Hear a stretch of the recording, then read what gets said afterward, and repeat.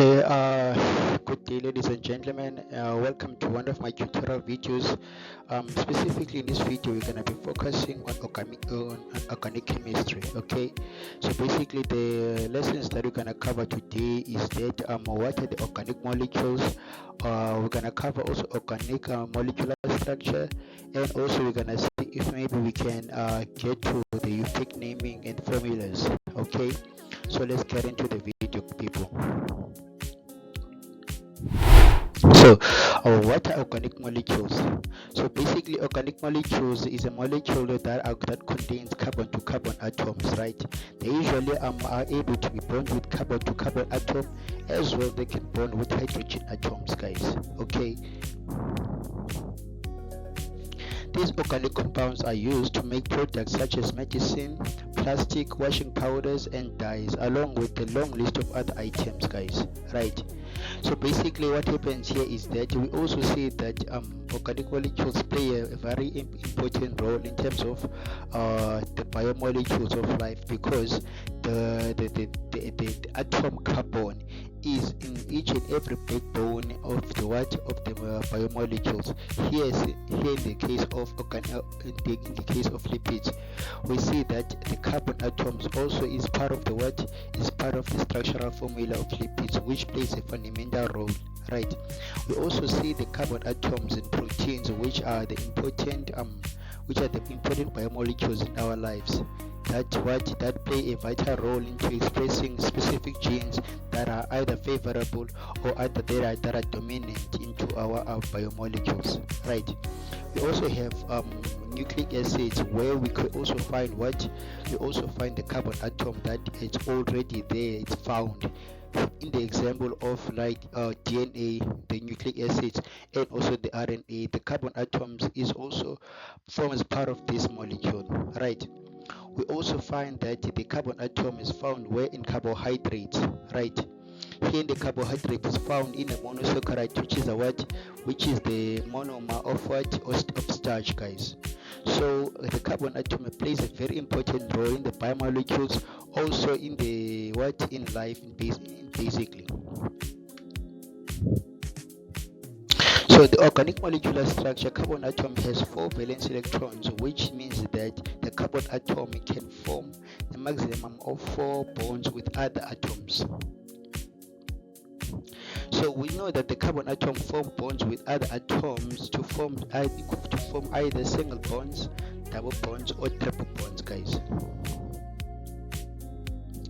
So we know that because of these long chain structures can be able to be formed, and we know the long chain formation as catenation, right, which is the bonding of the atoms of the same element into longer chains, right? So these chains can either contain single carbon to carbon bonds or else they can contain double and triple bonds, carbon to carbon atoms, guys. So here we have an example of the carbon atom we have an example of the carbon atom.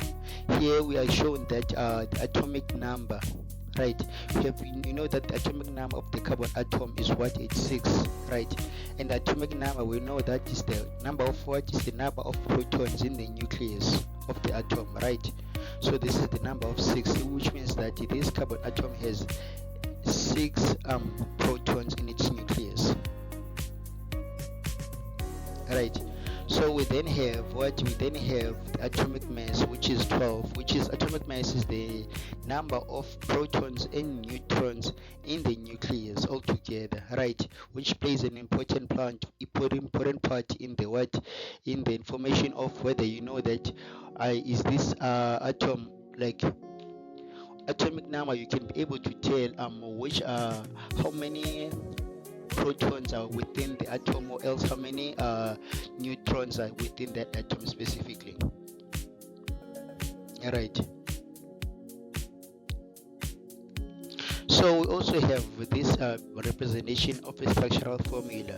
Basically here the main concept here is to highlight the fact that the carbon atom is the most important kind atom that is there, because you see that it all forms the backbone of almost each and every molecule in life, basically. right? It forms each and every molecule in life, whether it's biomolecules, it's lipid, it's nucleic acids, or anything of that sort. If there isn't carbon, then that structure is not yet, it's not supported, or that molecule is not organic. So we know that the atomic number of carbon is 6, right? It then indicates that it has how many? It has 6 protons in the nucleus, as I've indicated before, previously. So what also we know that is that this example we see that it says the carbon to carbon bond, there is a what? There is a zero electronegativity between these two atoms, right? So since there's a zero negativity into this atom, so this means that this is a pure covalent bond. This is a pure covalent bond, right? And it says in the case of carbon to hydrogen atom, we see that there's a difference of electronegativity of 2.5, right? And this means that this is the result of the and this is the most this result is in this that the most organic component, and it means that this atom, since there is a difference in electronegativity, it means that there's gonna be non-polarity, right?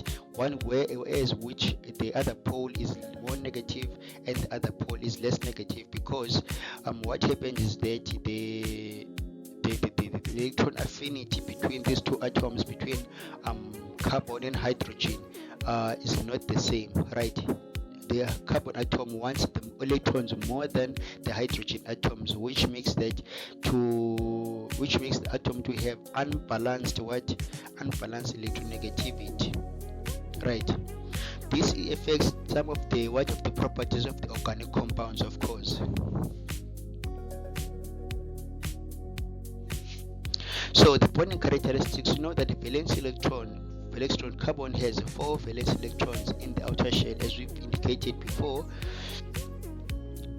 The tetrahedral nature. So carbon readily forms 4 covalent bonds, allowing to create a stable molecule by sharing electrons with other atoms, right? This tetravalency is a key feature in organic molecules, guys. So the role of carbon in life as a molecule. So carbon is a crucial element in biomolecules, organic compounds in living organisms such as proteins, nucleic acids, lipids, carbohydrates. It all contain the carbon atoms, guys. Source of carbon. So the main source of carbon in organic compounds is carbon dioxide in the atmosphere, right? So plants use sunlight to convert carbon dioxide and water into sugar through the process of photosynthesis, right? So we understand that through the process of photosynthesis, where, as you can see in the left hand side, that the process of photosynthesis is whereby the carbon compound, 6 molecules of carbon compound and 6 molecules of water, right? They make what? They make their own food. They make starch, their own food, and this is in the presence of sunlight, right? There needs to be sunlight here, right? It makes the product of photosynthesis is it's the glucose molecule and the 6 molecules of oxygen that are released in the atmosphere through the stomata pores in the leaf, right? So basically this is what happens, guys. So the carbon compound is it's manufactured through the process of photosynthesis by taking the carbon dioxide from the atmosphere, and so further explains why carbon is in the food that we eat. So it says plants are therefore able to make their own organic compounds through photosynthesis, while animals feed on plants or plant produces or plant products to gain the organic compounds that they need to survive. So hydrocarbons. So carbon forms the basis of hydrocarbons, right? Which includes the alkanes, alkenes, and alkynes. And it says that these compounds are foundational in organic chemistry, right? So we know that hydrocarbons are compounds that have a carbon to carbon and hydrogen carbon to hydrogen bonding, right? So we have these three of them basically that we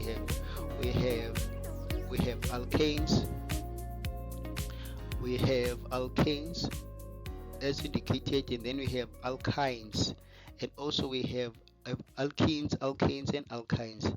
Basically, alkanes, they are saturated carbon compounds, and then alkenes, the unsaturated carbon compounds, because alkenes are composed of they are composed of double bonds.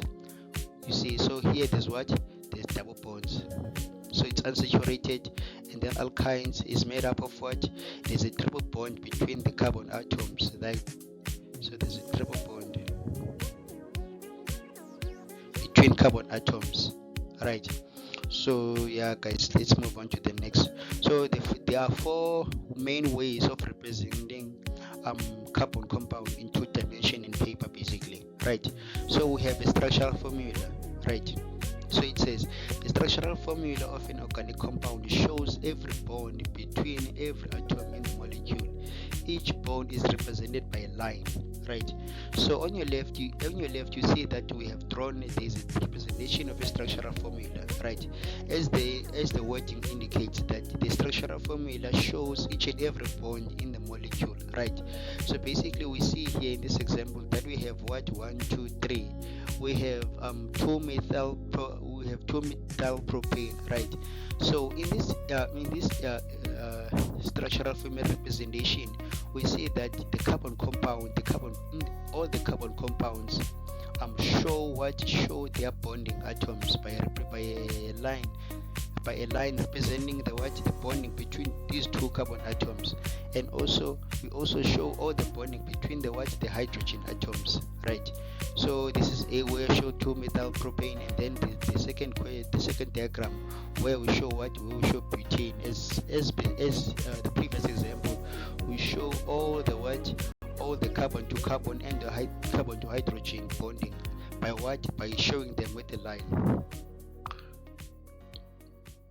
right? So then the second representation of organic compounds in a 2D format is that we represent them in a form of a semi-structural formula, right? So it is possible to understand the structure of an organic molecule without writing out all the carbon to hydrogen bonds. So this says that this way of writing a structure is called the semi-structural formula, guys, right? As you see here, we do show the bonding between the carbon to carbon compound, but we do not show the bonding between the carbon to hydrogen compound, guys. We only show the bonding between the carbon to carbon compound. So this is that 2-methyl propane, and this is that butane here. As we see that butane is it's 4 carbon compounds, then there's 3 lines you need to show, and then there's 4 carbon atoms you need to represent. And then we have condensed structural formula, right? It says it is also possible to represent a molecule without showing any bonds between atoms at all. This is called condensed structural formula, guys. Here we do not show any bonds at all, right? So we see here in the example of that 2-methyl propane, that it's 1, 2, 3. So 1, 2, 3 shows it shows these three carbon atoms represent the propane, which means the longest chain of these 3 carbon atoms. And also you see that in this example that there's a CH3 that is in bracket. There's a CH3 that's in bracket. So this indicates that here in this structural formula, here in this condensed structural formula, there is a substituent that is being added, meaning that when you draw a structural formula, you need to be able to represent this substituent in the second carbon atom. Okay, you need to show this substituent in the second carbon atom, guys. So let's go to number representation B. Representation B is a what is butane, guys. As you see that there are 4 carbon atoms that are being represented in this 2D representation of this structure. So it says that the branch or substituent groups are shown in bracket after the carbon atom to which they are bonded to, right? As you see that here in this example that I've circled the substituent here, because you see that the substituent is in brackets, and it says that the substituent is drawn it is drawn after the carbon atom to which they are bonded to, right?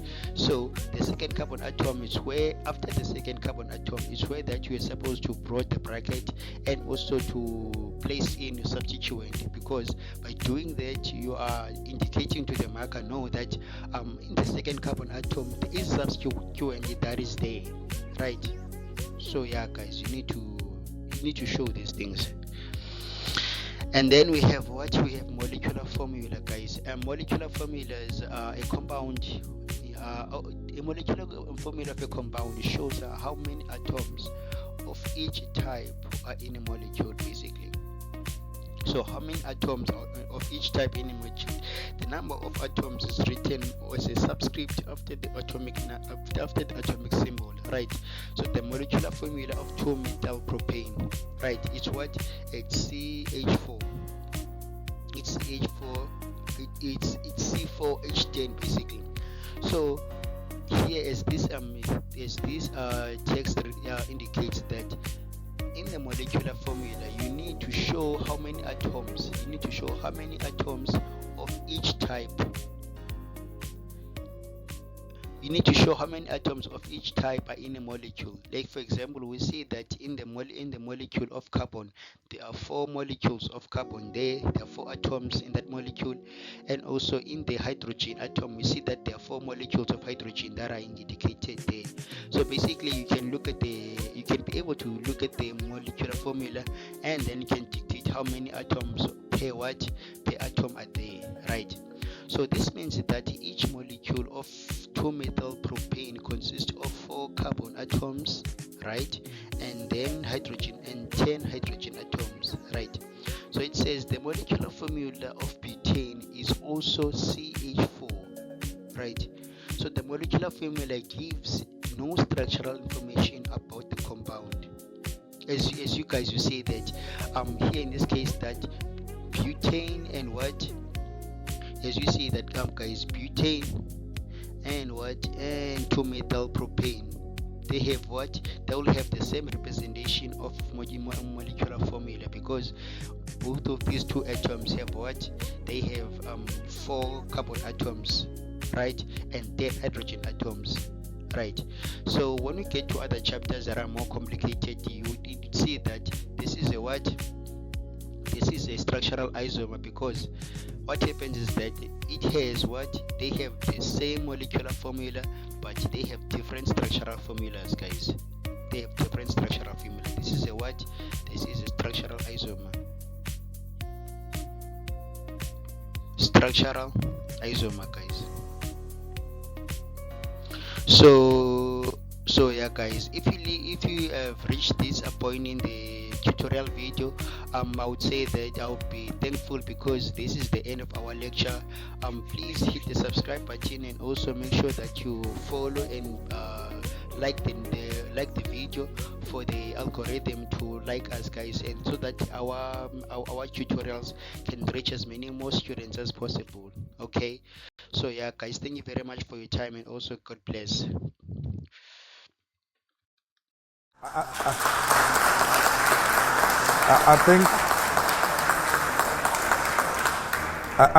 think you captured it very well. There is no any better explanation than the explanation you have given.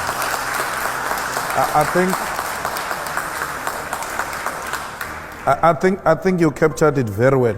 There is no any better explanation than the explanation you have given.